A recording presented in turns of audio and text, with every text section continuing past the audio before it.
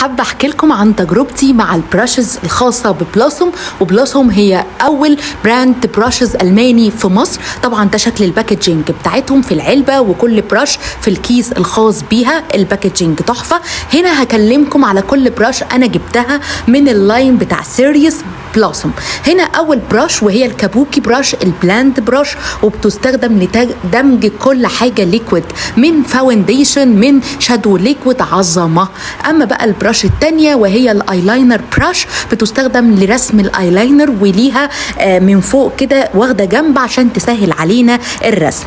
اما بقى البراش اللي انا هوريها لكم الجايه وهي الشادو بلندر براش، وهي بتستخدم لدمج كل ظلال العين. بجد الماتيريال بتاعه البراش الخاصه بلاين بلوسوم سيريز عظميته حرفيا. اما بقى بالنسبه لفي براش تانية اللي هي الانجلد، بتستخدم برضو انجلد لاينر براش في رسم الايلاينر. والبراش الاخيره الشاد براش لوضع ظلال العين عفوا. فبجد البراشز كلها فعلا لمحترفين لمبتدئين، ومن تجربتي وتطبيقها على وشي طلع اللوك النهائي ده بجد تستحق التجربه.